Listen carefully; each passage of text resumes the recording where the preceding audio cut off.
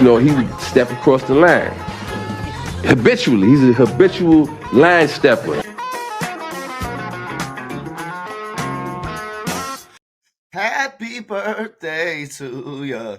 Happy birthday to ya. Jesus. Happy birthday. Whew. Oh, man. Welcome to the Habitual Line Steppers podcast. I'm Garrett Charles Langley Henson. And I am Terry Ricardo DeShays II. What is up? I wish I was Helen Keller in this moment, because that was just... Golly, man. I thought your singing was bad when you do the intro, but that was... Whew, I appreciate it, though. Appreciate it, my guy. Appreciate Of you. course, man. It's actually Terry DeShays the 32nd now.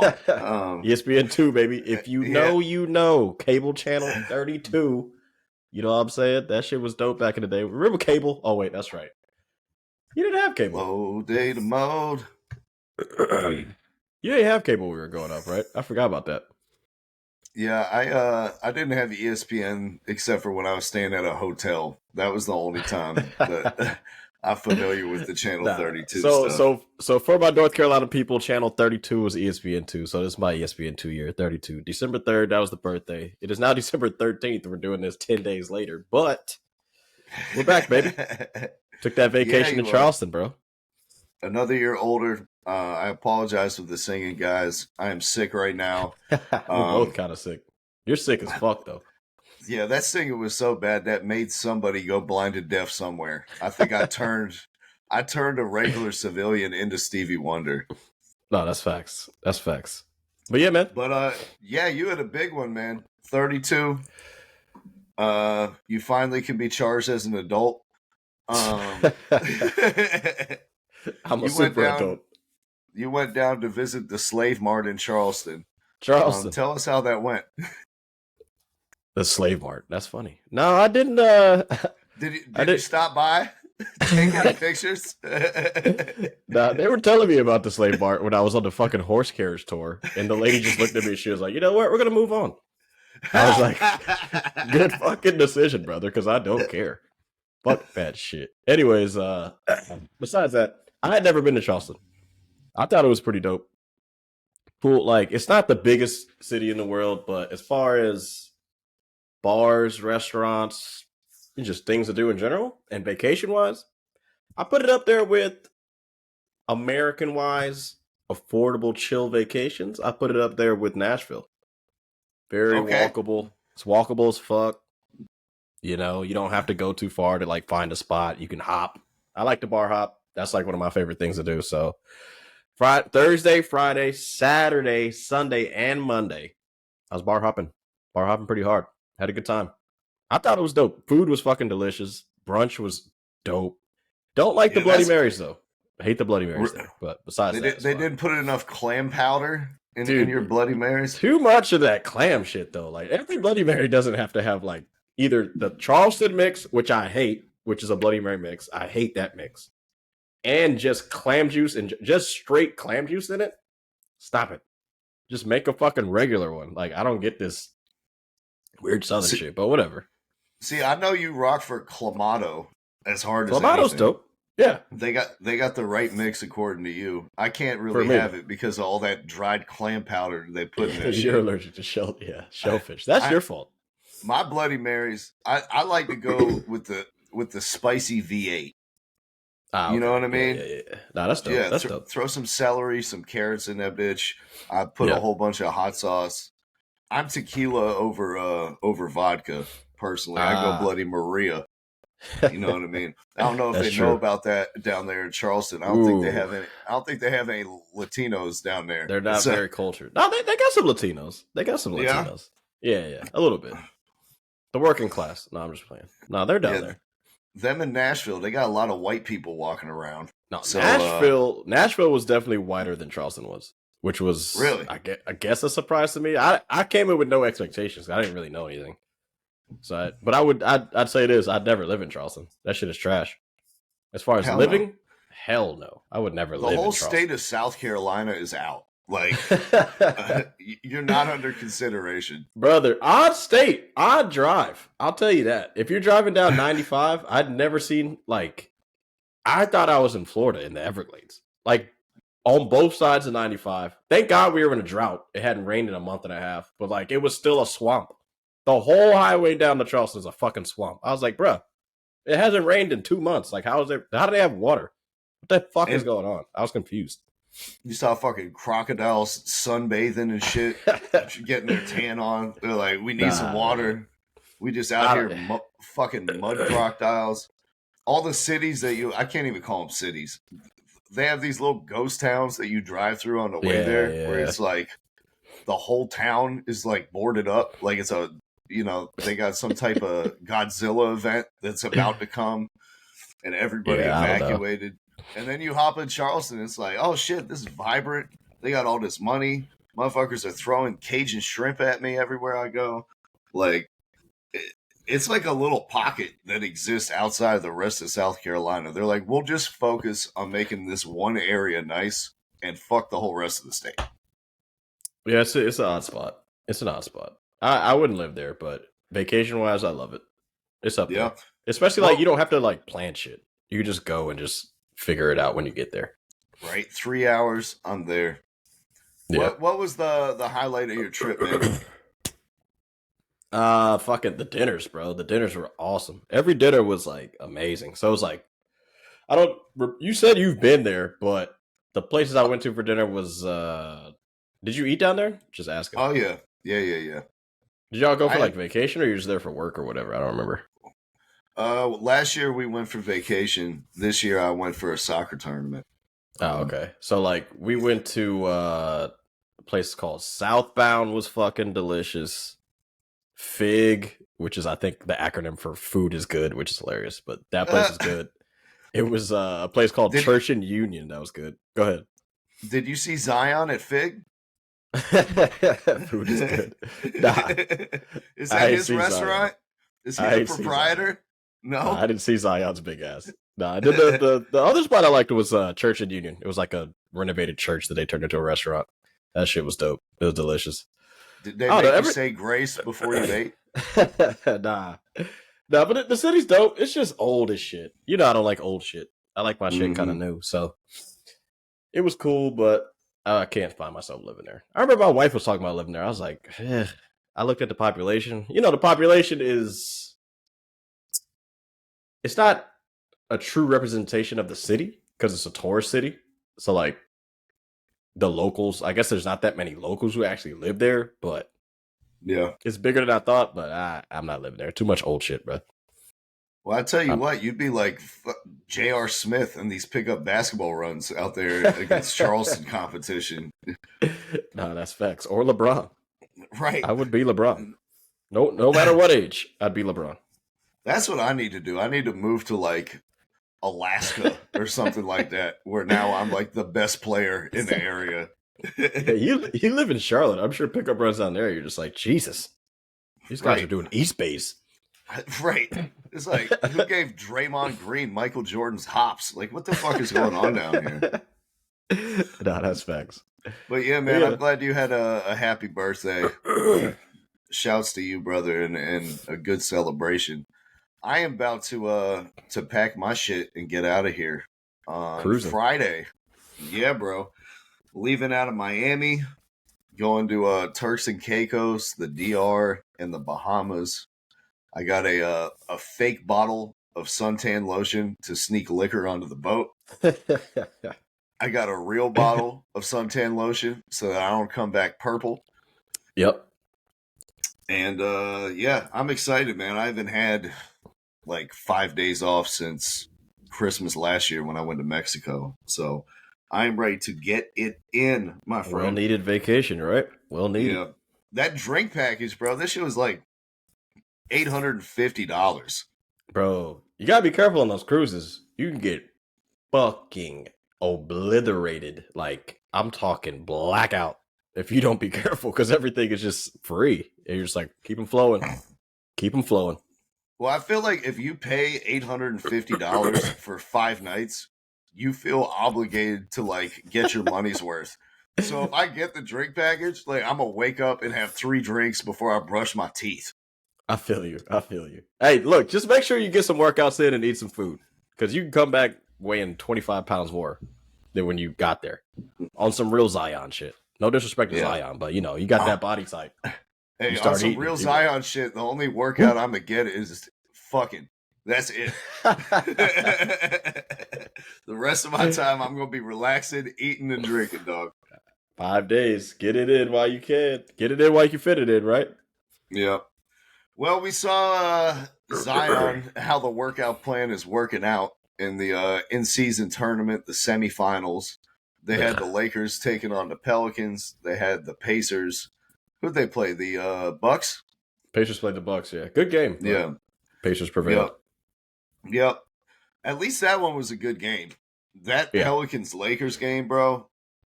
Dude, LeBron from the opening tip, he looked Zion right in the eyes. And he was like, "You shall not pass. I am going to make your life a living hell." And he did it by not guarding him. That's what I love the most. They gave Zion the Draymond Green treatment where he was like, "Yeah, I'm just going to stand 8 yards off of you, take away your left hand, make you go into traffic with your right." And then they just ran and pushed it. It was like a 40-point blowout. Zion looked like he had been enjoying the Vegas lifestyle before the game. Well, they already got $100,000 bonus for making the semis. Yeah. You see him and Brandon Ingram talking about what they're going to do if they with their prize money if they won. Yep. The boys locked eyes and they knew. Strip club. Yeah, we're giving it all back to the city of Las Vegas. Tuition. UNLV tuition. Yeah, that's facts. Probably actually more like Las Vegas Technical Community College tuition. Something like that. Yeah, but just what do you think about the game? Straight up just the game. This shit was ugly, man. Like, it was a serious red flag moment for Zion, who looked like Big Baby Davis out there and was unable to sustain and match the pace of a dude who's about to turn 40 years old and has played 20-something years in the NBA. And LeBron is out here with a CGI hairline and with Just for Men taking the whites out of his beard, and he is doing suicides up and down, burning Zion Williamson, who he couldn't check him, man. He just cranked up the pace meter, and all that New Orleans gumbo and po' boys and all that shit started to stick to his ribs. Zion was like, "Hey, wait, guys, can we just post up a possession? Can I just catch my breath? Can I just be the hub? Can we just relax?" And LeBron was like, "No, we're going pedal to the metal, and I'm about to expose you and have the whole world talking about how a generational athletic talent doesn't have the discipline to keep up with a 40-year-old man." Yeah, it was sad, bro. That's not the Zion we used to see. And to put that on national spotlight, too? And everybody was talking about it after the game. He looks horrible, bro. He looks like Sean Kemp from the Cavs. He looks like fucking Hakeem in Toronto. He looks like Patrick Ewing in Orlando. Like, that shit was... I mean, what did he score? Like 10 points in that game? 12 or something? I don't... Well, it was just disgusting, bro. That's not the Zion I'm used to seeing. Well, you know, explosion LeBron is gone. Go ahead. He shows you there are levels to this, man. Like, LeBron, he went in the film room. You know, he was like, 85% of Zion shots are coming with his left hand at the hoop.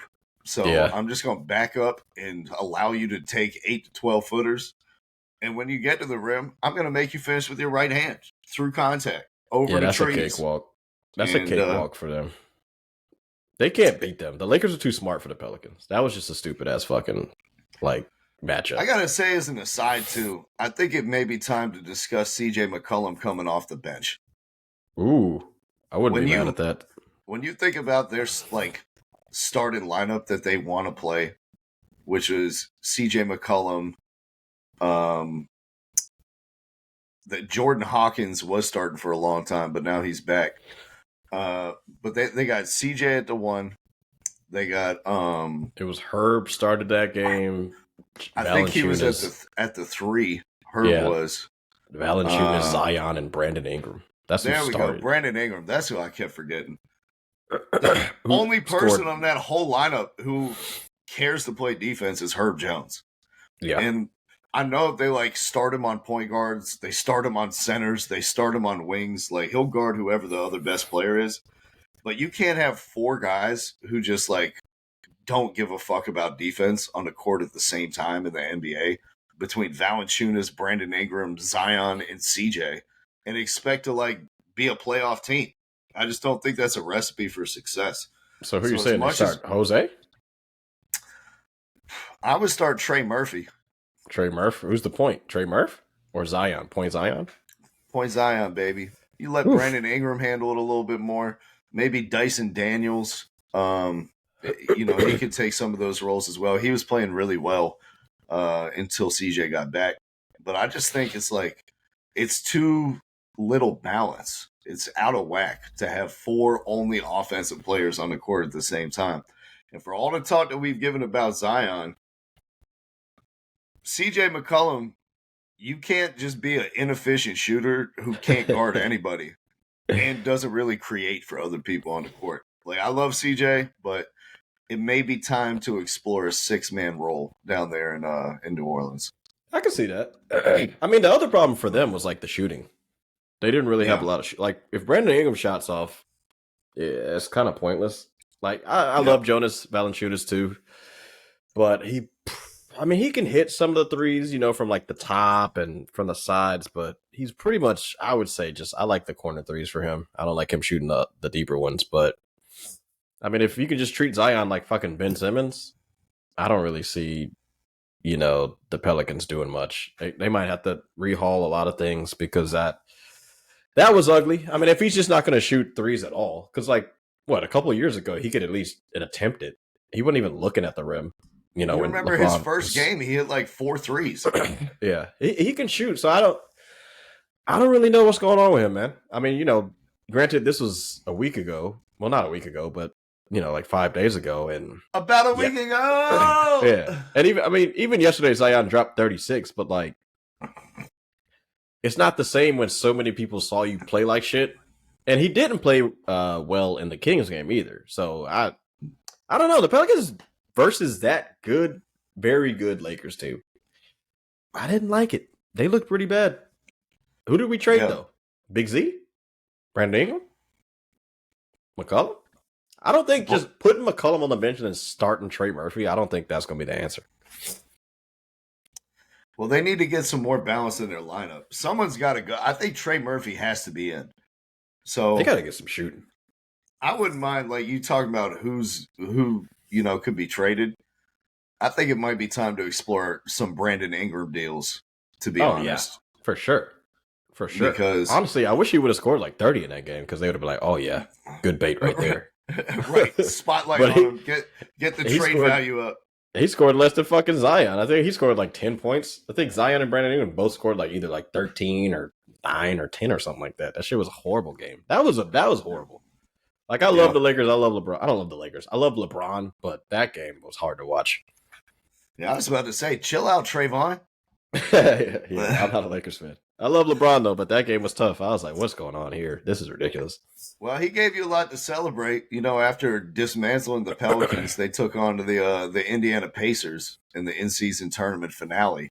And the talk of the whole tournament, you just said it, Tyrese Halliburton, the man who played back-to-back perfect games, having 2 games in a row with 15 assists and almost 30 points and 0 turnovers.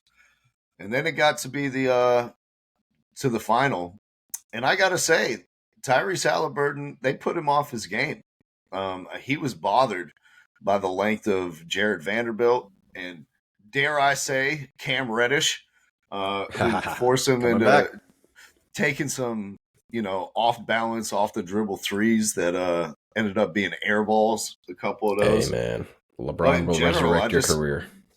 Right. But specific role, right? Yeah. You just do all the hard work, and then I'll get you wide open threes and dunks. But don't try to do anything else. Nah. And I don't know. This is the first time, there's been all this Tyrese Halliburton talk of should he be first team All-NBA? Where does he rank next to SGA and Damian Lillard and Devin Booker and Trae Young and guys like that? And caught up in all this like regular season enthusiasm is the fact that like we haven't seen him play a meaningful game in the NBA yet. This whole season, that was the first time he ever played on TNT, was in the in-season tournament. Yeah. In the semifinal. So that was kind of his first taste of what playoff basketball looks like and feels like. That they're not just going to let you do the things that you're comfortable doing. They're not going to let you, get the ball in positions where you're comfortable. They're going to send two at you with length. They're going to blitz your pick and rolls. They're going to get up in you physically. They're going to try to get you off off your mental game and get you frustrated. And he didn't have a terrible game, but he didn't have a good game. And the Pacers needed him to be the same shining star that he'd been the whole tournament if they had any chance. And credit to the Lakers, man. That championship DNA. LeBron, he was like, dude, I've been down 3-1 in the finals against the greatest team ever. Fucking in-season tournament. This ain't nothing to me. Y'all hop on my back like a backpack, and I'll take you to the promised land. Yeah, I mean, like we were kind of saying before, though, it's just a game of matchups, bro. Like, they're just a bad matchup for him.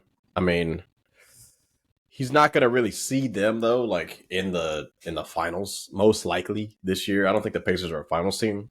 He's more going to see, like, because, like, the Lakers are just long. There's not a lot of teams. The Lakers are probably, like, one of the taller teams in the league, so he's not going to see a lot of teams like that. He's going to see, like, the Bucks. He's going to see the Sixers, most likely. He'll probably see the Knicks. I kind of like his chances versus those teams opposed to the Lakers. Because, I mean, Lakers, I think D'Lo is probably the shortest person, like, in their rotation, who's 6'3", who also kind of has, like, a long wingspan. And fourth quarter, he was on the bench, and Austin Reeves is the one out there. They're yeah, like, so, hey, I mean, that's the lineup that finishes is tall. No, the lineup that finishes for the Lakers is tall as fuck. So, if Halliburton is what, 6, but Halliburton's still tall, but all that length coming at you like that, though, bro, like, that's tough, man. It's just a tough matchup. But, like, versus the Bucks, that's lunch, dinner, breakfast. That's a whole meal. That's your whole meal. Lillard is garbage at defense. Did you have a second to check out the Kevin Hart and Plastic Cup Boys broadcast of the in-season tournament final? Nah. I didn't get to see that. They had the regular game on ABC, and then they had Kevin Hart and his buddies doing the commentary on ESPN. That's funny. I enjoyed that, I think, as much as I've enjoyed, the commentary for any sports game. All they did was bring on people and roast them. They barely even talked about the game. And the more that they talked about how Anthony Davis is inconsistent and how they need him to show up and how you don't know what you're going to get night to night, it was like Anthony Davis had a little earpiece in and could hear everything Kevin Hart was saying. And he just final? Yeah, he just kept growing stronger and bigger and started imposing his will. And you look down at the end of the game, and he had 41, 20, and 4 blocks. That's one of the best games I've seen him play since. I mean, I know last year he had some good games, but probably like the bubble finals games. I hadn't seen him really play like that in a while, bro. Miles Turner, you got your fucking lunch ate. Yeah. It's like, can we finally put to bed that they need to re-sign Dwight Howard and put him next to an actual big? Like, can we stop with this narrative now that he's too small to play center? It's just like, now. The problem isn't the size. It's the intensity. It's the aggression. It's the, like, I'm going to dominate my matchup and grind you into a pulp type of mentality that we only see, like, sparingly from Anthony Davis. No, that's true. But they needed it this game. He gave it to him for one game. He fucking dominated. But besides, I mean, LeBron was great. He was the in-season tournament MVP. I don't want to go too deep dive into, like, the Lakers pretty much played cupcakes except for the Suns and the Pacers. Shout out to the congratulations. But in-season tournament-wise, though, success for you? What'd you think about it? I thought it was pretty fucking dope. The intensity was way more than what you would see in, like, these regular season games around December and November, like the past 40 years of the NBA. What do you think about the shit? I loved it. Yeah, I couldn't agree more. Like, you saw the players actually care. And I think that's the biggest reason why LeBron won the MVP. Because he was like, this matters to me. He was all about this is going to be another feather in my cap when it comes to the MJ LeBron debate that he won it in the first year. And he kind of set the tone for the whole squad. That's like, hey, we're going to take this serious. This is our trophy to lose. We're going to come out here and compete every night. And we're not going to treat it like we treated games in November and December in the past. Like, we are going to come out with our hair on fire, and we're going to come win this chip. And everybody else kind of matched that intensity and fell in line. And I thought it was great for the whole league.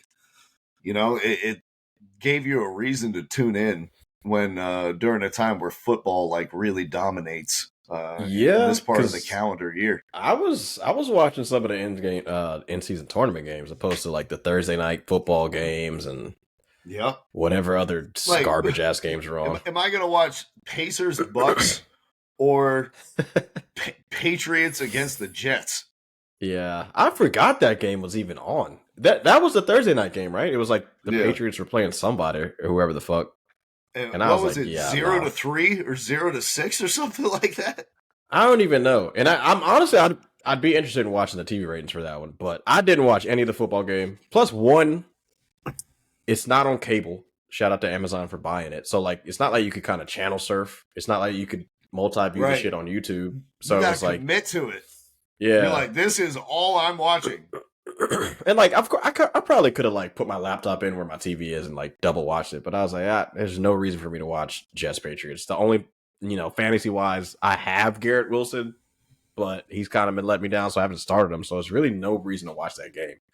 So I honestly, bro, to compete with the NFL during this time, I fuck with it. And on a note, we probably won't talk about this today, but NFL season's kind of dragging for me. It's fucking dragging along, not gonna lie, but. In-season tournament, I think that was a win. Shout out to Adam Silver. Smashing success. Yeah. Play-in is great. In-season is fucking awesome. Hopefully it's great next year, too. I would say it's not going to be a representation of, like, the finals and, like, the playoffs because, Jokic and the Nuggets were hurt. Celtics kind of didn't go through. A lot of teams you think were better than who went through on the East side particularly. But I thought it was awesome, bro. And LeBron, he killed it, man. LeBron's looking healthy. If you had to make one tweak to the in-season tournament, what would it be? Nothing. I think they did perfect as job. It is. Yeah. I thought it was great. I mean, if you want to change some shit up geographically, possibly. But besides that, nah, I don't really have a problem.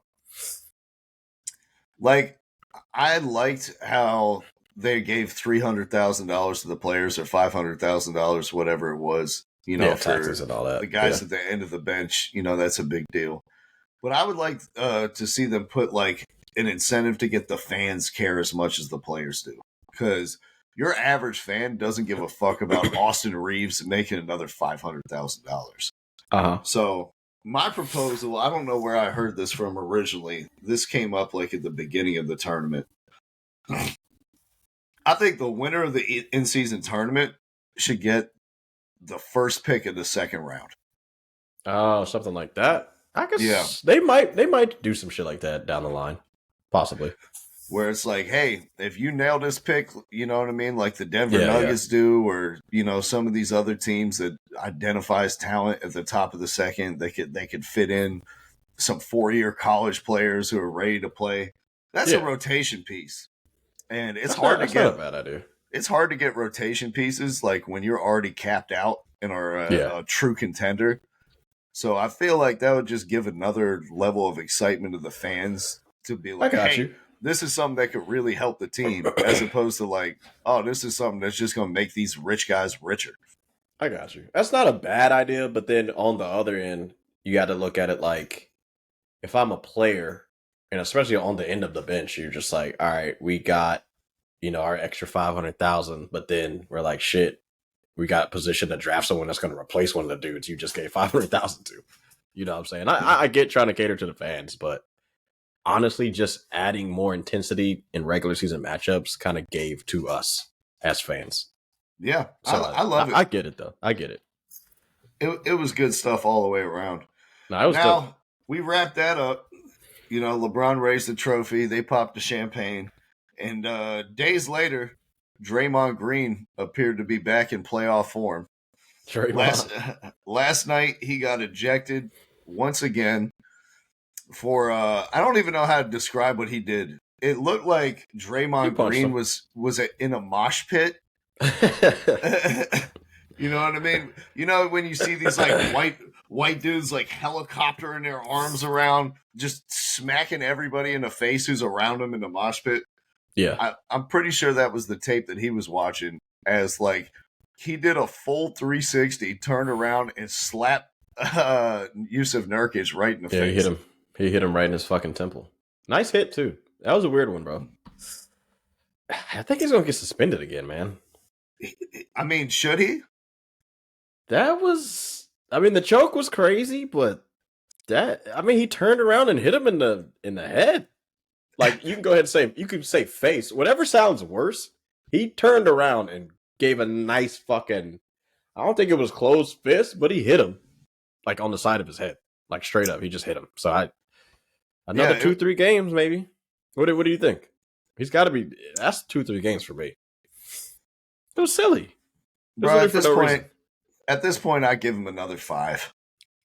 Like another 5. You know me. I've been singing Draymond's praises for a damn decade now. And he's good. He's good.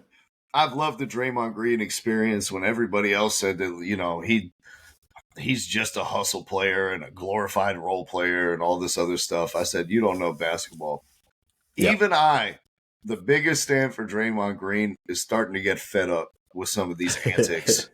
And it's starting to lose its luster. In less than a year, Terry, we've seen him use another man's chest as a trampoline, run around the entire arena like he's a damn wrestler being introduced in Friday Night Raw, saying fuck you and calling all the fans pussies.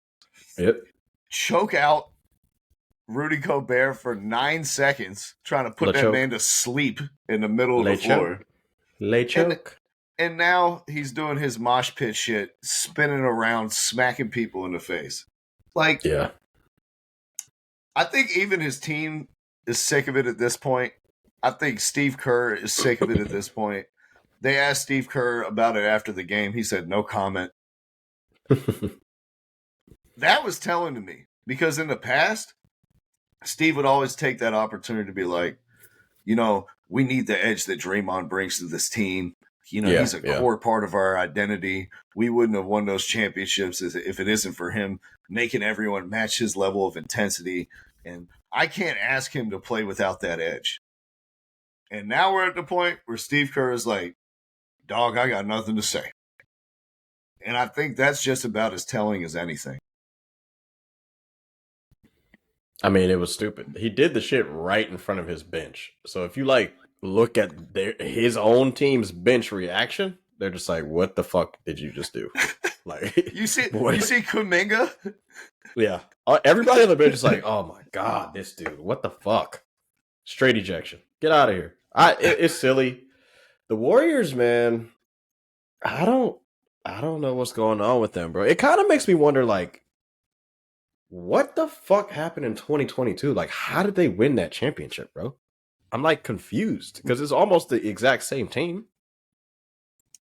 Yeah. Minus Poole. It's pretty much the same team. I feel like they were kind of running on the embers of what had already cooked a nice meal for them. And the fire hadn't gone out yet. There was still enough to cook dessert. You know what I mean? And now, the same way that they talk about coaches, your voice in the locker room gets stale after 7 or 8 years and you just need a new voice. I'm starting to think the same thing about this group, that it's just been too much of the same. The same mistakes keep happening over and over again. It's the same antics from Draymond Green. I will say, Klay Thompson didn't seem too upset at it, because after the game, everybody's talking about Draymond Green doing the helicopter, and no one's talking about how Klay was benched for the fourth quarter. Hey, man, he's playing pretty bad this year. I mean, we can harp on him if we want to, but he's, they talk about him coming off the bench. They're talking about. They need to talk about him coming off the roster. All right. I said this shit in the he summer can't come off the bench. before the season started, I was like, they got to trade Klay Thompson. And well, they should have either you got to give him the contract extension or trade him because the thing is, like, he's an unconscious type of player. He just plays with no conscience. He just wants to fucking shoot without even thinking about it. But now you didn't sign him to a long term, so he's like, ah, shit. I don't think he's ever had to play for a fucking contract extension ever. He's never been on like the last year of his deal. So no, you should have fucking signed him. Now you got him fucking playing with a conscience. Like, oh shit, should I shoot this? I gotta make this. If I start missing more, then I'm fucked. Oh, they're talking about me coming off the bench. He's in his head now.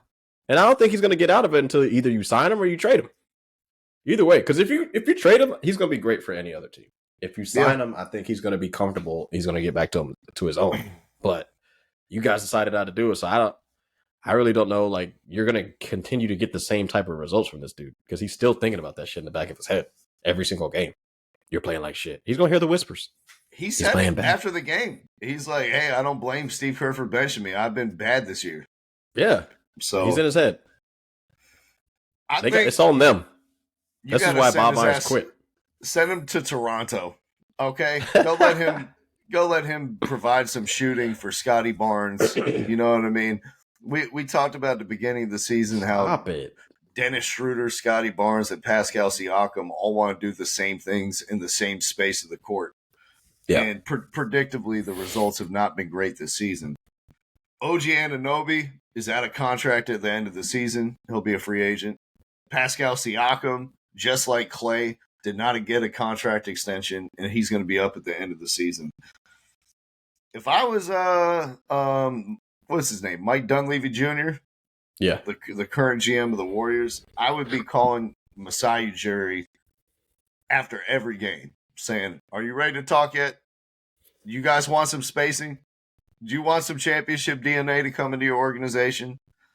Because I think that's a trade that could work out better for both teams. And Pascal Siakam, if he's in Golden State, you're not as reliant on Steph Curry to create everything. You're not as reliant on Draymond Green to provide defense and toughness and like mental fortitude and that type of stuff. I just think it's kind of a hand-in-glove fit. And I think the Warriors need to hurry up and try to make this deal happen. Yeah. If I'm Dunleavy Jr., I'm calling Bob Myers like, what the fuck did you just do to me? Why did you put me in this fucking situation? This is messed up. Bob knew the deal. He was like, listen, I'm not going to be the one to trade Draymond or Klay and blow up this championship team. Yeah. I am about to go get the bag with ESPN, and you can deal with the leftovers. Get out of there. Besides that, though, on a serious note, I keep hearing this Siakam shit. I don't see it. I just don't see it, bro. Because if you look at their lineup, right, the starters, let's just take a look at, I don't know what, yesterday's game. And who started the game yesterday when they played the Suns, right? And they lost to the Suns by 3. Yep. Good fucking game. So you got Draymond starting. Shouts to Bradley Beal for finally playing basketball. True, right? But we know that. We knew he's always injured. I knew he had a no trade clause. I didn't know he had a no play clause. But anyways, let's get into it. So this is your championship lineup, though, right? It's the same dudes who won you the fucking championship, minus Jordan Poole, who played like shit anyways in the finals and the conference finals, so it doesn't matter. Draymond, who can't shoot for shit. Andrew Wiggins, who can't shoot for shit. Kevin Looney, of course, he's a big man. We know he can't shoot. Steph, doing his thing, scoring 30-something a game. And then Klay, all of a sudden, can't shoot. Now, they didn't end the game with Klay or Looney or Wiggins, and Draymond got ejected in the third. They ended it with Kuminga and Podolski, who I like, who can fucking shoot, however you say his name. Podolski. Podziemski or some shit. Great fucking player. And then Moody's played just call him Pods. Just call him Pods. Podziemski. Good Shout out to the Blitzkrieg. They ended it with shooting. Siakam's not going to do shit. He can't shoot. He's playing like fucking Scotty Barnes. Scotty Barnes can't shoot, and Dennis Schroeder shoots okay. But Siakam on the Warriors, I don't see. How is that going to work? Who are you trading? Wiggins and who else? No. Klay? Wiggins and Klay for Siakam? No Wiggins, just Klay. Klay for Siakam straight up? I'm not doing that if I'm Toronto. He's about to leave for free at the end of the season. You got to get something for him. He's not coming back to Toronto. Bye. So you just want Clay, and then you got to re-sign Clay? Clay's on the last year of his deal as well. He ain't re-signing to Toronto. But at least he fits with Scotty Barnes. But he's not re-signing the shooting. He's not going to re-sign to Toronto. You don't think so? No. Why? Why would I do that shit? If I'm Clay, I'm going to the Nuggets, the Lakers. Like, fuck all this. That's fair. The Nuggets. Try to get a crazy big bag shit. Clay, if he sucks all year, even if you trade him to Toronto, he still sucks there. His value's diminished. He's going to he'll be a great addition to a team that can win it. He'll be the fucking missing key to so many teams. Then he just one stand there and I can knock down this corner every fucking time. It's like 3-point shooter. He's like the fourth or fifth best 3-point shooter in the league. If he wants to make the mid-level exception, if he wants to get paid $30 million a year, maybe the pathway's in Toronto. Yeah, nah, I'm not. If I'm Clay, I'm not doing that shit. Fuck it. I do like the fit a lot of money. The Nuggets, though, that you brought up. I do like that fit with the Nuggets. That would be interesting. That'd be crazy. Yeah. Like, come on, bro. What was also crazy out there in Denver is Draymond Green wasn't the only person getting ejected last night. The reigning MVP, Nikola Jokic, also got sent packing by the referees. He complained to them after the play about a foul. He turned to the ref and said, "Called a foul, motherfucker." And the refs were like, "That's the worst thing I've ever heard. I've never heard language this obscene on an NBA court in my entire career. You're out of here, reigning MVP, or excuse me, not reigning MVP, Finals MVP, 2-time MVP. You don't talk to us like this." What did you think about that? Are these refs getting a little too touchy? Are they getting a little too big for their britches out here? A little bit. Spotlight's starting to get on them a little bit. Go ahead, sorry. No, you're good. It's like we saw, Giannis get ejected earlier in the season? Yep. You know, it just seems like a lot of ticky-tack bullshit, ego type of stuff. You know, if we had the mic up of how Michael Jordan used to talk to these referees, like, there wouldn't be any more refs in the league if they all acted like they are now. Yeah. I don't like that ejection because you got to do it like not on the Draymond spectrum, but like I don't like that you let certain dudes kind of get away with certain things. And of course, like Draymond will tell you, like I've heard him on his pod before. He was like, I know which refs to talk to crazy to and which refs not to and blah, blah, blah, blah, blah. But it's just like you can't let him do one thing. And then one guy says this, what he said was, I'm sure fucking thousands of NBA players have said, like, just call the fucking foul. Like, that's not, you can't throw somebody out for that. And especially fucking Nikola Jokic, who's like the best player in the league. He used the F word. Nah, fuck out of here. The only F word you're not supposed to use is the word we're not supposed to use. Now, if you use that shit, see you later. But fuck? Come on, we say fuck all the time. That's fucking ridiculous. You got to look out if Jason Collins is your ref. But other than that, he might be okay. Nah, but like, come on. But to your point, it's like, how many times have we heard Draymond Green call the refs a motherfucker? And nothing happens. Probably does it. They let PJ Tucker do it. Everybody does it, bro. PJ Tucker loses his goddamn mind every single time a foul is called and is screaming in the ref's face, and they let it go. And he's like a 10th man who averages 4 points a game. Yeah. But the reigning MVP, we can't give him some latitude. Like, come on, man. Yeah. And I honestly was saying this shit last year. Why didn't anybody try to rile up Nikola Jokic anymore? How come people don't try to do that shit? You saw what he did to Morris, which was fucking crazy. Like, that shit was insane. He almost ended his career. It's like, you know, this dude's kind of insane. Fucking foul the shit out of him. See what he can do. See if he'll fuck somebody up, his Serbian ass. Get his brothers thrown out. Get everybody thrown out. Try it. I love it. I'd like to see what Jokic could do in a scrap. Oh, he's fucking somebody up. Yeah. These European dudes are tougher than what we think. They don't give a shit about us talking shit. They're just like, come on, bro. Like, there's wars going on at my house. Like, I'm good on this. Nikola Jokic is like, I got kicked in the chest by 3 horses this offseason. That ain't nothing. The brother rides horses for a hobby. Like, you want to fight this dude? He's a tough motherfucker. Big ones, Clydesdales. Not no fucking regular ass, like, racing horses. Like, he's chilling on y'all, talking shit. That's why Morris fucking missed out on the rest of the season just because he ran into the back of him. He just ran into the back of it and Morris was like, oh my God. When he did that shit, I saw like the icy hot x-ray type of thing where the shit travels up your spine. I was just waiting on Shaq to slap a patch on the back of him. Man up. What do you think's going on with the Nuggets right now, though? They're not playing their best ball. You know, they've dropped some games. They went from being number one team in the West to, I think they're 4 or 5 right now. I can go back and check. It's just, I mean, it's the same as all the other years when Jamal Murray wasn't playing. You know? Yeah. They're fourth. They're 16-9. It's just the same thing. Like, Jamal Murray is 25-6 a game, you know? Like, you're missing that in your lineup. Like, as good as Jokic is, and he's still doing his thing most nights, he's not, he can't do it by himself. I mean, when Murray missed the whole year because of that ACL tear, the Nuggets were, 7th place, right? Something like that? Or 6th place when Jokic won the MVP? Yeah.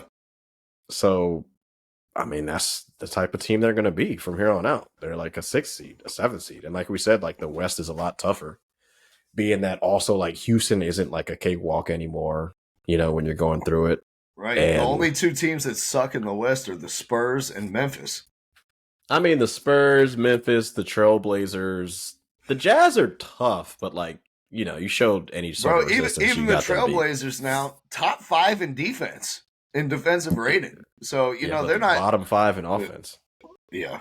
Well, the less we talk about Scoot, the better. Yeah, that's a problem. Hey, speaking of scooting, Terry, the Washington Wizards are apparently going to scoot their way out of D.C. because they asked the city to pay $600 million to refurbishing their stadium. And the city said, hey, we'll pay $200 million, man. Come on, you're a billionaire. Right? You bought this shit so you could have it, not so the city could. And they said, yeah, we'll just move the shit to Virginia then. Noda, Alexandria, Virginia. A little over 30 minutes outside of D.C. Terry used to live in the area. What do you think about the Wizards moving out of Chocolate City, out of the capital of the United States of America, to become the Northern Virginia Wizards? Don't bottom yourself out. They're not going to change the name. I will say this. It's a bit concerning because DC is starting to lose a lot of their teams, bro. Like the Commanders don't play in DC anymore. You got the Nationals, but nobody really watches baseball that much. After you lost Bryce Harper, who's a fucking one of the best players in goddamn baseball history. You got DC United in there, but nobody really watches soccer, and you have the smallest stadium of all the 5 major sports. If you're going to lose the Capitals with Ovechkin, who won a Stanley Cup, and you're going to lose the Wizards, even though they suck right now, but like it's a staple of DC, that's not a good look for the city, bro. And, geography-wise, or geographically, however you want to say it, like, it's not far from DC, but, moving them to a different state kind of, Maryland people, it's going to make them drive an extra 30 minutes or get on the subway, and that'll be another extra 40 minutes for them. DC people, that's another extra 30 to 40 minutes for them. I don't like it, bro. It's a bad look. I mean, as we sit right now, the proposal is on, but he still has to pay like a decent amount of money for them to like break the lease and get out of there by 2028. But getting out of DC, that's a fucking problem for me, bro. Capital One Arena is not that bad of an arena. Who is traveling 40 minutes on a Tuesday night to go watch Jordan Poole airball 4 threes? I'm not doing that shit. Like, who is the target audience that they think is going to fill up this stadium? Are they going to be passing out free tickets at local high schools? Who do you think is going to come? That's the thing, too. You don't sell yourself short either because you lived up there as well. But the traffic around there is fucking insane. I'm not saying it's LA or New York, but DC traffic is pretty fucking bad. Like 495 is insane. Is it 495 or 485? I forget. I haven't driven up there in a minute. I think it's 495. I think you're right. Yeah, like 495 is fucking insane. All these fucking loops and shit. Like it takes forever to go anywhere, bro. Like That's a bad look to move some shit. And it's like you can't just build a new stadium and be like, all right, guys, stadium's new. Come see us. I don't give a fuck about the stadium if your team sucks. Like if the Hornets moved to a brand new fucking stadium, I wouldn't be like, oh man, we gotta check out that new stadium. Like they're really buzzing down there in Charlotte. No, we're not about to go watch a garbage ass fucking team play basketball. Like get a better product and stop trying to get people to fucking pay taxes for new stadiums. You fucks. Right. Like get out of here. You were a billionaire. I thought you had it like that. This shit's stupid. Don't own a team if you're going to be cheap. Nobody's trying to hear that shit. And like, to your point, Harry, it would be one thing if the Wizards had got the number 1 pick and they're like, travel 30 minutes to get a glimpse of Victor Wembanyama, the future of the NBA. But they're like, drive 30 minutes to get a look at Coulibaly, who's 2 years away from being 2 years away. Hey, Corey Kispert selling any tickets for it? Does that do anything for y'all? Denny Avdia, is he putting butts in the seats? What about Daniel Gafford? You think he's going to have the crowd hype? Like, I just don't understand what positive that they think they're going to get out of this besides making more money off concessions or something like that. Like, I just don't see any reason to do this.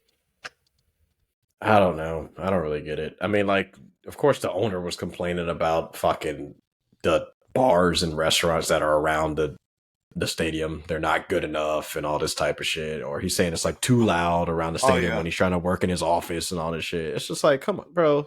Just shut the fuck up, man. Like, just sell the team then. Just sell the fucking team. Since you're having such a bad time. Yeah, go get your billions back. $4 billion check like Mark Cuban and sell the damn team.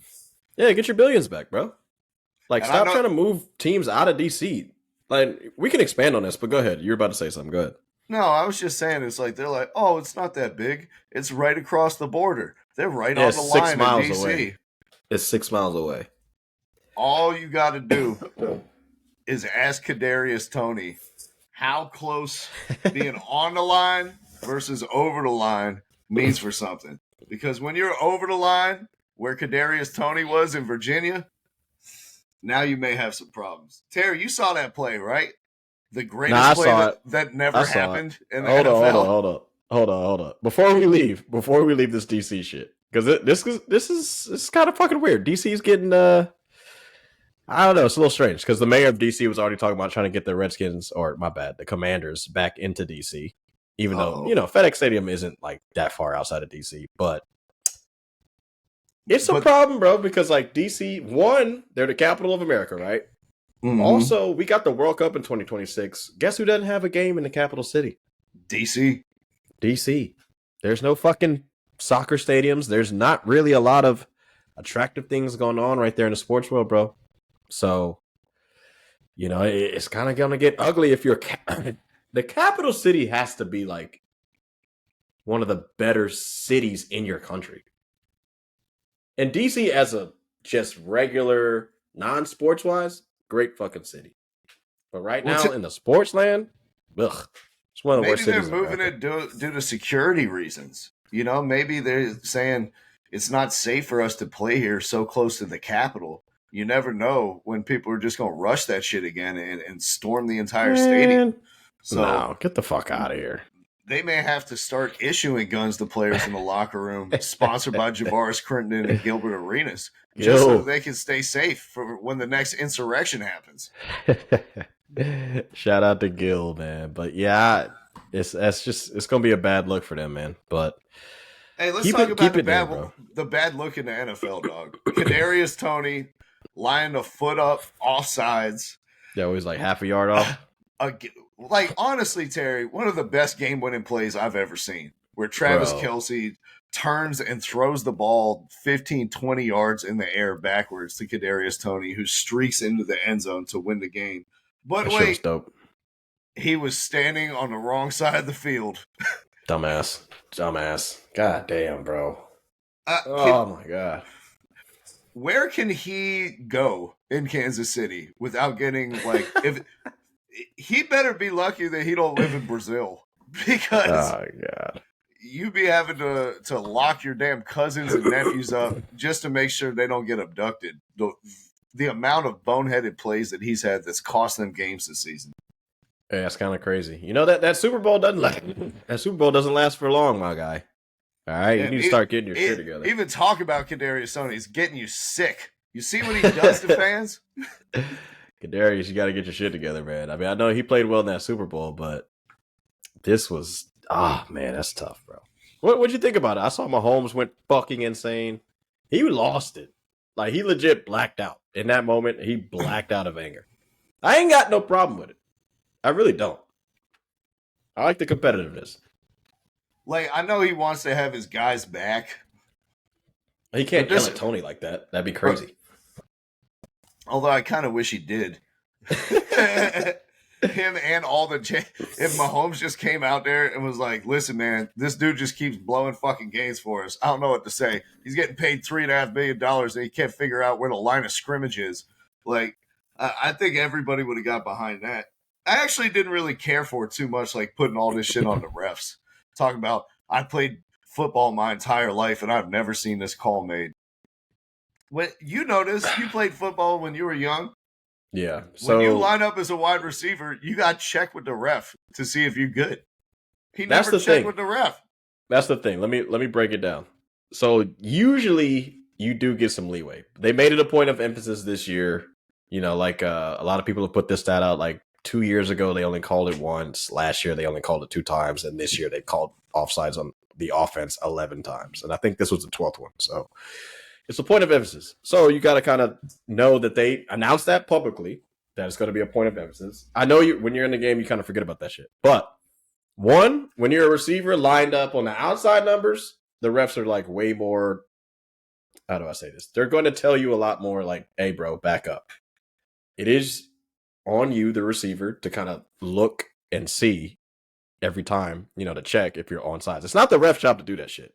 2, he wasn't outside the number, so he couldn't, like, the ref wasn't going to just yell at him and be like, hey, get back on sides. They were in a bunch fucking formation, so that's another reason why the ref is not really going to be able to, like, look at him and see. Like, he wasn't solo by himself on that side. It's mostly on Tony, though, because, like you said, you can check, look at the ref, and he'll usually tell you. If you look at the ref and tell you, like, you're good, but half a yard, dog, you couldn't even see the ball on the sideline cam. Like, you were fucking off. Yeah, it fucking sucks. I wish the play wasn't so cool because it fucking blows that the game ended up like, you know, with some bullshit. But well, that's what makes me the most upset, Terry. Is like, Tony fucked you know, up, man. I've been talking about this for years. I think the lateral is the most underused play in all of football, for sure. And I think in 20 years they're going to be almost every play is going to have some type of second option built in. So then, right before I get tackled, here's another player in this space that I can pitch the ball to. And it might be this year. It's just not utilized. Like, teams just don't use it. It's a weapon that people completely can keep in their holster. Yeah. And I was like, Travis, like before this game, I saw he's tried it. He's tried it before. Yeah. I saw a video on YouTube with Andy Reid telling him like, hey, don't do that shit again. And he was talking about like, I've done it 3-4 times. And Andy Reid he came up and told me like, all right, make this the last time, bro. I don't want to see any more of that shit. Which is like, you know, the bygone era of thinking in terms of this stuff. Yeah. And I thought this is like a perfect moment to open people's eyes and to all the people who are watching this game and the general public and people in the NFL that like, hey, this is a legitimate weapon that could win you games that defenses can't prepare for in the same way. And if they do have to prepare for it, now it's opening space for other people on the field. And I thought it could be like a real landmark moment where it's like, hey, this might be the evolution. This might be the future. And Kadarius Toney was like, this is coming back. I think, honestly, though, like, you know, besides the guys being mad at the ref or whatever, like, I get it because normal football, they probably wouldn't have called that shit. But I think people are still going to start lateraling and shit because, like, doing laterals. Imagine if, like, San Francisco, right, they started doing some laterals. Can you imagine? Debo's already breaking tackles. But imagine you catch the shit, you know, you got 1-on-1 tackle or 2-on-1, depending who's there. You're not like, you can't get off your guy because Debo might lateral that shit. Now that gives Debo more space to be like, 1-on-1. get out of here. That's a broken tackle. Fucking touchdown, easy. Yeah. This shit might be crazy. I mean, I don't think people are going to do it because you're starting to see a lot of fucking wide receiver and tight end fumbles lately. Yeah. Like, dudes are punching that shit out. So I don't know I if think it's situational, right? Like, you don't need to do it on first down, but on a down where you got to have it. Like, that should be a tool in your toolbox. Yeah. You know you got to be smart about it. Like, if it's fourth down and we're going to turn the ball over anyway, or it's third down. That's desperate. On desperate times? I'm saying do it on third. Do it on third. Yeah. Like, there are situations where it's going to be just fine. Like, we throw a fucking 15-yard pass. He laterals it backwards, and the guy drops it. Whatever. The other team is still at their own 30-yard line. Like, we missed out on 3 points, man. Yeah, that shit was dope because even when he caught it, I think he either had the first down or he was maybe a yard away from it. I don't remember exactly where he was when he caught it, but fuck, man, that lateral was dope as shit. That was a long ass lateral too. Like he didn't even rugby pitch that shit. Like he threw it like a damn punter trying to get a fourth down conversion. Him and his brother played quarterback in high school, so like they have arms. I wouldn't suggest everybody try to do it because everybody for some reason everyone can't throw a football, which is weird. But yeah, that shit was crazy. That was a hell of a play, man. But we'll see. I expect him to do it again by Kadarius Toney. I expect him to do it again. Chiefs still look kind of shitty. Rashee Rice is like their number one receiver, and he can't run any vertical or intermediate routes. Everything for him is like a slant or a bubble screen, and he gets it after the catch. It's like, hey Tony, they just look good shit, Tony. They just don't have anybody like they got Sky Moore, and I was like, okay, at least he could take the top off. He can't he's fast. Though. No, he can't catch. They're like, all right, we'll bring back Michael Hardman. He's a speedster. He can get loose. Mahomes can chuck it 60 yards to him. He's not even on the field. No. Travis Kelce, they're doubling him. Not only that, I don't want to be this guy, but everybody knows the old boxing adage that you're not supposed to have sex the night before a big fight. Come on, bro. Travis Kelce, you might have to go back and Come on, bro. Stop. His knees look weak and wobbly out there, man. I'm not seeing the same explosion. I think he's leaving too much effort in the bedroom because he doesn't want to be 34. The subject. It's not sex. He's the 34-year-old tight end in the fucking NFL. Terry, I took him number 6 in my fantasy draft overall. All right, you shouldn't have. I'm personally affected, and I'm looking for reasons. Okay, because there's no more good tight ends. I thought, I was like, there's no wide receivers on this team. Travis Kelce's going to have 1,500 yards. They don't have anyone else to throw the ball to. The problem is the motherfucker can't get opening. Bro, he's fine. He still has 896 yards receiving and 5 touchdowns. He probably still has the best tight end numbers in the league. Like, he's fine. He's just old. He's 34. What do you expect him to do? I thought he was going to be like LeBron. I thought he was going to be... Well, get the fuck out of here. LeBron ain't getting hit like Travis Kelce. Travis Kelce's in the trenches. He got to block. He got to play receiver. He's got to do a whole lot of shit. He's old, man. Let the man live. He's got to make sure... Good. He's got to make sure Taylor's happy. Is he the best tight end for you? It's just a lot on his plate. Fuck no. Okay. His numbers are crazy, though. His numbers are crazy. Is he even the best tight end of his generation? Who the fuck else would be? Gronkowski? Are they in the same generation? When did Gronk retire? Like 5 years ago?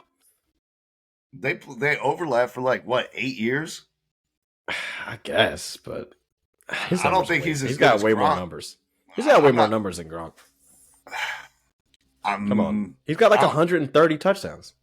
Overall? Hold on. Let me look at his overall numbers. So, 74 touchdowns, 11,000 yards.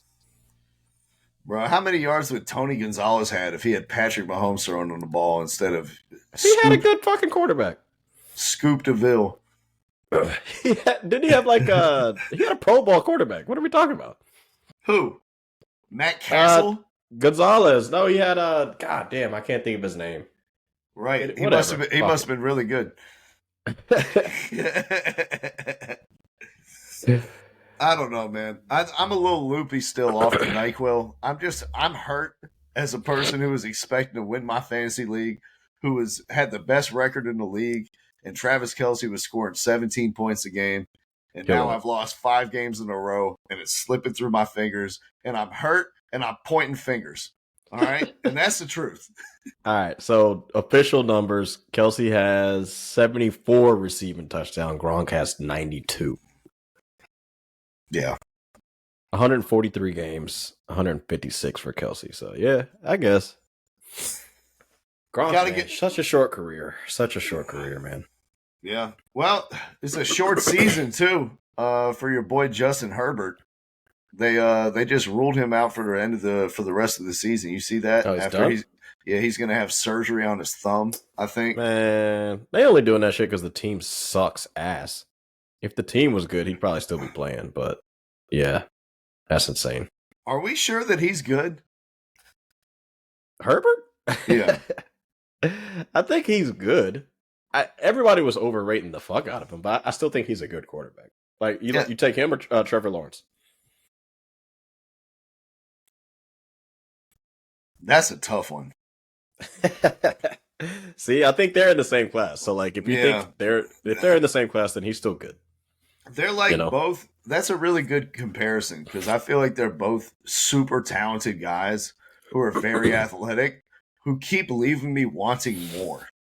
And every time that they have a game that's like, oh, he's turned a corner. All right, he's figured it out. The next game is a fucking stinker, and they find a way to lose it in the last minute of the game.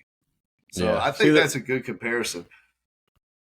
The thing that Herbert also has like against him is his defense is always allowing like 20-something points like every single game. Like every game he goes into it is like, shit, man, I have to get like at least 2 to 3 passing touchdowns, and we got to drive like almost every time we get the ball, we got to drive down and get some points. So it's a tough position to be in. Like he doesn't have any leeway to be bad. He got that Shador Sanders mentality. He's like, well, got to air it out, baby. We ain't getting no stops. Yeah, like it's tough, man.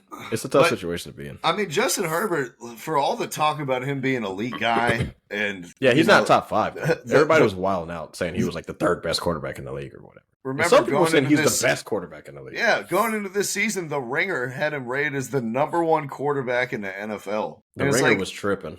This dude has a sub 500 record for his career. This is his 4th season, right? I believe so. Yeah, his passing numbers are still insane. Like he still has insane passing numbers, but for his career, because I believe his ratio is he's got 114 passing touchdowns and 42 interceptions. Do you think Bill Belichick could save him? We've seen reports coming out today that the Patriots have decided him at the end of the season. They decide after the Germany game that they've seen enough and that he's going to be let go at the end of the season. Obviously, there are going to be a bunch of teams trying to throw their hat or their name in the hat for Bill Belichick. I think the Chargers are probably in as good a position as anybody. After working with Mac Jones and Bailey Zappi the last couple of years, do you think Bill Belichick could be the key to turn Justin Herbert around? No, I don't think so. I think what everybody is forgetting is that Bill Belichick was a defensive coach and a special teams coach. He wasn't a fucking offensive coordinator. So, like, he relied on Charlie Weiss, who was a great fucking mind. He relied on McDaniels, who was, a good offensive coach, and whoever else were, like, his offensive coordinators throughout the years. But, like, when Brady was there, it is coaching and scheme and what works for your system. But, like, Tom Brady kind of showed you, like, it's not 50-50 player coach. It's like 60-40, 70-30. Like it's more on like the players. If you don't have good players, it ain't jack shit you can do. There's nothing you can do about it. I don't think Belichick going in doing all this bullshit is gonna. Maybe defensively he might give Herbert like, more of ease at mind, saying like the defense isn't gonna give up fucking 27 points a game. But as far as just being a savior, nah. Now Eric Bieniemy, what to the Chargers? Air it out. Have you seen what he's done in Washington? He needs a better O-line. Bro, he ain't never gonna get a head coaching job with how he's Sam Howell. Look at Sam Howell's numbers. What are you talking about? Yeah, gonna break the fucking NFL sack record. Who cares about the sacks? If you got a good O-line. Offense that ranks in the bottom third in the NFL. But the O-line is horrible. Is this head coaching job material? All the his O-line players, is garbage. His players are coming to the media saying, we can't stand dealing with this guy. He talks to us like we're children. He's disrespectful. It's a fucking mutiny. He came from Kansas City with the best coaches, best players to fucking Washington, dude. You're the third or fourth best team in your division every year. Besides RG3 and then years before that. Like, it's a bunch of clowns out there. Your running back got shot in the knees. He got robbed. And he's still playing. He's still been amazing. But I'm just saying, like, how does goofy shit like that happen to a fucking NFL player? Where are you hanging out? That's the fucking problem in Washington. This motherfucker got drafted, you're a millionaire. He's like, hey, I'm going back to the hood with the boys. And the boys was looking at him like, hey, dog, you make 17 times more than we do. I'm about to hit that lick, my boy. He was like, me and Clee Anthony early are about to hit the strip club. This motherfucker, he probably was like driving a Ferrari through the streets of D.C. He was like, yeah, it's all good, right, boys? They was like, boy, if you'll get the fuck out of here with that, we taking the car, you, everything, your jewels, your girl, your house, where you live. Look at his ID. Go to his crib. Take all his shit. But nobody made Eric Bieniemy come to the Washington Redskins. He chose to do this. He took a lateral move. He has the same job title that he had for the Kansas City Chiefs for the Washington franchise. That is kind of on him, but also the NFL. Like, if the offensive coordinator for a 2-time Super Bowl champion, guy, he should get a head coaching job. Like, that's pretty simple. He going to Washington was stupid as fuck, but still, I kind of look at the NFL like, all right, guys, if that was Marty Schottenheimer, he would have got a fucking job. You see how well that worked out for Matt Nagy. All the Bears coaches are horrible, so I mean, I got nothing to say. Well, I'm just saying, remember Matt Nagy, he was the coordinator before Bieniemy. They won a Super Bowl with him, and he was the toast of the town, and then he goes to Chicago and sucks it up. Yeah, just absolutely We got Eberflus now, and Eberflus we trust. I think that made people question that shit a little bit, to be like, hey, it's not the same way they do with all these Belichick tree coaches. You know what I mean? Yeah. I think that's by this point, we realize these guys aren't good. It's Belichick. It's not them. I think Matt Nagy was so bad in Chicago that everyone was like, yeah, it's Andy Reid. It's not Eric Bieniemy. Nah, some of that is true, but then also you have to kind of go to the right situation. You can't just go to anywhere and just be like, oh yeah, I'm the shit. I can do whatever I want. Passing yards wise, perfect situation. I'm going to go to Washington D.C. where their stadium is falling apart. They're dumping gallons of poop-filled water on their fans. Ron Rivera doesn't know if he's in the playoffs or out of it. This is ideal. I couldn't find a better place to go. See, that's the thing. So Sam Howell's getting sacked a lot, but passing yards wise, he's up there. Passing touchdowns wise, he's up there. Interceptions wise, he's up there. He's got 14 picks, but at the end of the day, what he was before Bieniemy got there was a fucking backup that played in one fucking game. He had a 57% completion percentage in that game. This year, his completion percentage is 66%. So it's imagine if he had fucking Matt Nagy. What the fuck they doing 56% completion percentage. I mean, come on, bro. Ron Rivera, what if he was calling the plays? Who do you think, to go back to Belichick, who do you think are who should be the prime suitors knocking on Bill Belichick's door this offseason once he gets released from the Patriots? Suitors for Bill Belichick. I mean, Chargers, I think, is going to be one of them, though. I think they got a good situation. Not the Steelers. Bengals. Wait a minute. The Steelers, they better not be thinking about letting go of Mike Tomlin. Nah. I'm just thinking I'm sure Belichick wants to be a head coach, but if I'm telling him, I'm like, you trying to help us out or what's going on here? Shit. That'd be crazy. Yeah. That'd be fucking insane. But no, man, if I look at the landscape, maybe the Giants go back to New York. Don't have to move too far. Yeah, I don't think they're moving on from Daboll, the reigning coach of the year. I think that he bought himself at least another season to see what happens. They're over horrible there. though. But they won last night though, Hey, which is kind of Tommy funny. DeVito, NFC Player of the Week. I know that fucking irked you. You're like, what the fuck? How's he Player of the Week? But I can't think of anything off the top of my head. Give me some NFL, time. you know that there are more players than quarterbacks, right? It's not just one position out there and then everybody else is picking up scraps. It's okay to name a different position Player of the Week instead of calling Tommy DeVito the best player in the NFC this week. Come on, guys. That's pretty insane. What about the Panthers? That's one name that I didn't hear you mention. They got a big checkbook. They'll let him buy the groceries and cook the meal as he sees fits. They'll give him all the autonomy that he wants, with it being Bill Belichick. That is until David Tepper comes down in week 7 and goes, hey, I saw some plays that the Browns ran last week. I'd like you to incorporate these in the second quarter. I want him to go to the Jets or the Bills. Ooh. Jets, Bills, the Jets would Chargers, be crazy, bro. Jets, Bills, or Chargers. Stay in the division. And if you're going to go outside of it, don't go to the Panthers. Don't do that. That's stupid.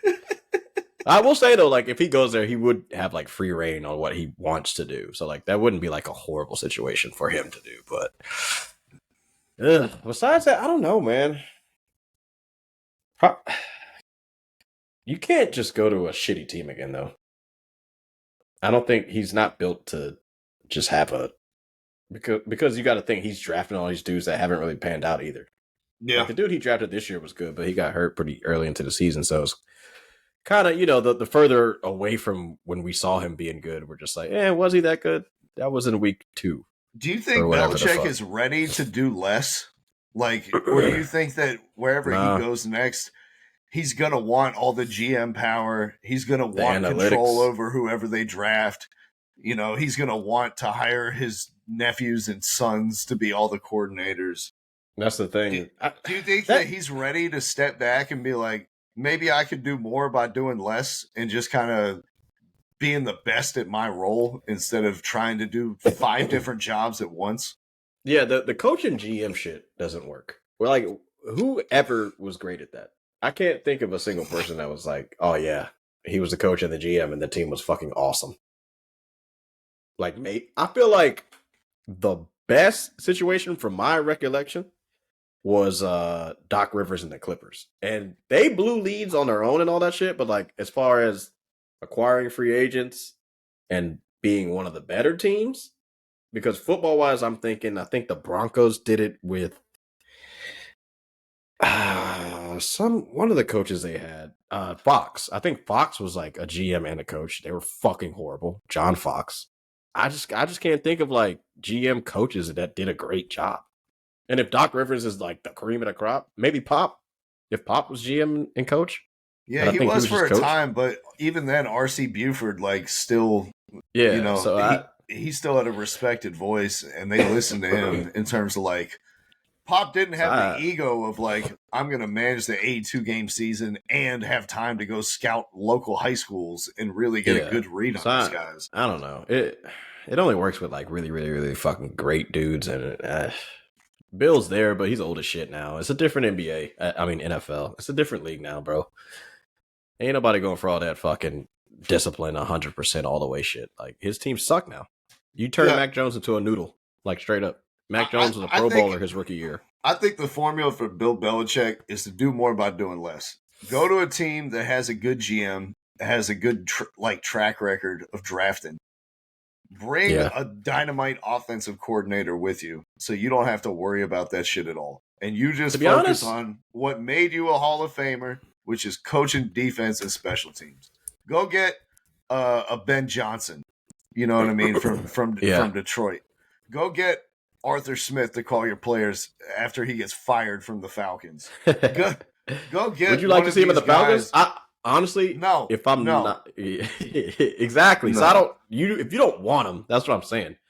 And I don't want Bill Belichick as a Bears fan either. But like, I think our situation is okay for him to go to as well. Like, if he got a chance to have like the number 1 pick, and all that type of shit. Like, don't give him total control, but oh god, if you gave Bill Belichick the number 1 pick, he'd trade down 4 times and take that's what I'm saying. Center at the end of the first round. That's what I'm saying. You don't give him the opportunity to keep doing that in the draft. You let someone else draft players for him, and that's the thing. So I don't know if he wants to give that up.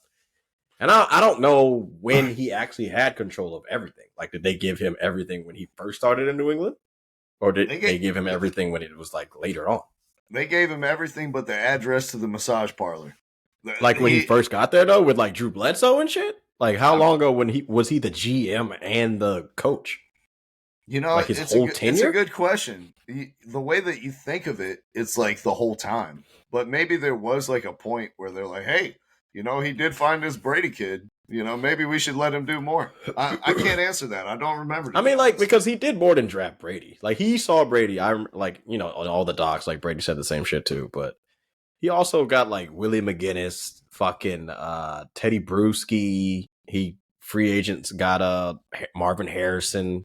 He drafted Gronk. He drafted Aaron Hernandez, even though he was, you know, murdering people. But, like, all those dudes were good. He got a lot of Hall of Famers during that time when he was in New England. It wasn't just Tom. Got Randy Moss. Rodney Harrison. He got Rodney Harrison? No, Marvin. Is it Marvin? Yeah, Rodney Harrison. My bad. I said Marvin. Yeah, you're right. Rodney Harrison. I mean, there's a lot of dudes, bro. Yeah. No, you ain't wrong, man. You ain't wrong. I don't think we'd take him in Atlanta after the 28-3. I think that, like, he's the city. That would be like the fucking general of the Confederate Army running for president after they lost the war.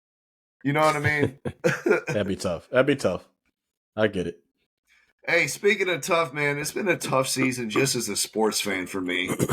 You know what I mean? Like, I'm starting to feel a little beaten down. I got to be honest with you guys.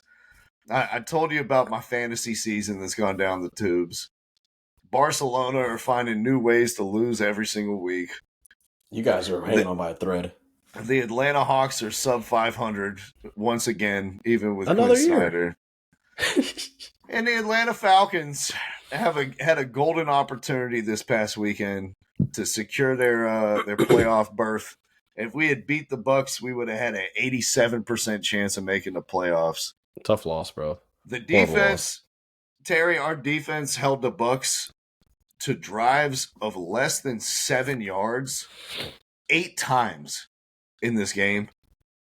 And with the game on the line, we let Baker Mayfield slice through our defense like Swiss cheese and lost the game in the last minute. The most reliable kicker, Young-Ho Koo, this man missed 2 field goals. And Damn. It's just like every week, dude, we find a way to lose these games. And how did Koo miss? You know, did you know Koo had the highest percentage? He had his percentage of making kicks was higher than Justin Tucker's at the moment. Bro, they did 3 minutes on that shit. As soon as they did that in the comment, I was like, oh, fuck. Here we go. Did he miss long field goals? Or was it they short, or what happened? One was from like 35 and the other was from 48 or something. Koo, come on, buddy. That's crazy. Damn. But keep going. I just want hold on before you start. I want everybody to know. Garrett probably works 60 to 70 hours a week. You know, I might be exaggerating it, but you're not. On his free time, he records the Falcons games, goes back after work on Sunday, and rewatches the whole fucking game. So he's torturing himself every fucking week. So that, you know, I don't know if you already know what the result is before you watch it. No, you know, no. I don't know how you do it, but because then, Terry, I wouldn't watch it. I think that's what you should do instead of being mad the next fucking day. I'm at the point where it's like I need to find somebody to pull my fingernails out on Sunday because I need to subscribe to a different form of torture than what I'm doing to myself. Yeah, because you shouldn't watch this. You're absolutely right. Games. Yeah, I feel like I have no refuge. You know what I mean? I put all my effort into working hard and doing all this stuff, and I come home at the end of the week, and you know what would make this week a lot better? I got 8 hours this week where I can relax and enjoy myself. You know what? This is going to be a great Sunday. I get to watch. And you use fucking 2 of them for the Falcons. Right. I get to watch the Falcons play the Bucks. That's going to be an easy win. And I get to watch Barcelona play Girona. Oh, God. 4-2. This Sunday that I look forward to the entire week that I earmark this is going to be the highlight of my week. I spent 6 hours upset and drunk that my teams have found another way to lose. And the way that we lost this game, Terry, is like the most emblematic, the final play. It was completely representative of my experience as a Falcons fan. We let Baker Mayfield score with a minute left, and Desmond Ridder drives the team all the way down the field to like the 40-yard line, the 35-yard line. So not even like Hail Mary range, just like a regular long pass. For the final play of the game, he threw the ball to the 5-yard line. Drake London caught it, and the game was over. Yeah, he Desmond Ridder sucks. I mean, it's okay. I don't think I've ever heard anyone say, "Man, I had a rough week. Let me go home and watch some Desmond Ridder. This will help." Well, you heard it here first, and you heard it here last. No one's ever said that. Our bet's going strong. Desmond Ridder has 1 win since I made that bet. So shout out to me. Hey, when is Tyler Heineke getting back, man? Is he done for the season? They said Ritter's going to start the rest of the year. Oh, fuck. Come on. What happened to Heineke? And the problem is, this is like one of his best games. Which lets you know, actually, numbers-wise, they looked okay. Yeah, which lets you know the level of the Atlanta Falcons franchise. That what? You know, you look at the numbers. He passed for like 350 yards. Yep. Drake London had a crazy game. He had like 170 yards. Kyle Pitts finally got open for a 30-yard touchdown. Then you go, hey, you know, things are looking up. And the next thing you know, Desmond Ridder is dropping a snap and giving it back to the Bucs. He's throwing an interception to somebody who has their back turned. And with the game on the line and us having 6'6" Kyle Pitts, 6'6" Drake London, 6'4" Mac Hollins, 6'5", whatever our other fucking tight end's name is. Jonnu Smith. Yeah. All these guys are jump ball, red zone players, ideal for this situation, going up against a cornerback who's 5'10". All we got to do is put the ball in the end zone and say 500 and let one of these guys go get it. And what do? We throw the ball with no arc to the 5-yard line. Why are you guys so bad in the red zone? I don't understand it. Like, what's the fucking problem, bro? We've been bad in the red zone for like a decade. Even Julio Jones couldn't fucking catch targets in the red zone. I don't know if we need to bring back. It depends. The only time we were half decent is when we had Tony Gonzalez. I don't know if we need to fucking get him out of the booth and put a helmet on his ass. But what, like, bro? Why can't you throw a fade to Drake London or Kyle Pitts, or you got Bijan Robinson, one of the fucking most dynamic players in the league? Like, what's the fucking problem? You only need like a second and a half to throw a fade. Well, if you remember the last time we played the Bucs, Terry, Desmond Ridder fumbled the ball on the 1-yard line 3 times. Three times. I can't believe you still have to play this guy. Like, this is insane to me. And the problem is he does enough stuff right to like make you buy in at first. Yeah, from 20 to 20, he's fucking awesome. Yeah, and then thank you for saying 20 to 20 because he had yet another safety this week. Idiot. They fucking throw the ball when we're backed up on our 5-yard line. He takes a 9-step drop and pump fakes in his own end zone and then gets called for a safety. Like 11 touchdowns, you're 9 exactly interceptions, right. buddy. If there were no end zones in football, Desmond Ridder would be an MVP candidate. Oh, my bad. He has 9 touchdowns and 9 picks and 2,300 yards. Terry, I just feel beaten down. I feel browbeaten. I feel like there's no light at the end of the tunnel. And the thing that I look forward to every week to like bring me happiness. That's stupid. It's not bringing me happiness anymore. Bro, it's week I'm suffering 15. out here, Terry. The Falcons week 15. Suck. Barcelona sucks. The Hawks suck. Like, Barcelona doesn't suck. Bro, we just lost to Corona 4-2. Aren't they in the top 4 though? They're leading the league now. Yeah, there you go. Come on. You lost to the league leaders. What's wrong with that? You know who was the best player on the pitch? Who? Eric Garcia. Damn, that's crazy. Playing for Corona. Oh, he plays for Corona now? Yes. That's good. Fuck Barcelona anyways. Are you guys in Europa? No, we beat Porto. Thank God. So we scraped our way out of a terrible Champions League group. So you're in it, yeah. Oh, shout out to the Champions League for giving Man City a horrible. I'm just I'm at the point where it's like I don't know what to look forward to anymore. Like I set these days aside and I earmarked them and I say this is going to be great. After working hard all week, I get to have some beers and watch my favorite teams. And now it's like I'm at the point where it's like I don't give a fuck. I don't care anymore. I'm not looking forward to it. I'm not getting anything out of it. I might as well just do some gardening and beat off so I can do something productive and fulfilling. I think your best team right now is probably the Hawks. I mean, Barca's still in 4th. So, like, realistically, Barca is your best team to root for. But as far as Barca standards, this is probably one of the worst Barca teams. But we've already kind of said that. You guys are kind of in a really bad position right now. I don't know if you guys can tell, but I need a damn vacation. But you play the Panthers next week, so Falcons will be all right. Plus, you made it past the group stages in the Champions League, so you got time, bro. Of course, when I'm on the cruise ship, when we play the Panthers, Ritter's going to have 500 yards, and Kyle Pitts is going to have the best game of his career, and I'll miss it all. The one shining light for the whole season while I'm out there in international waters. Honestly, what would be the best thing?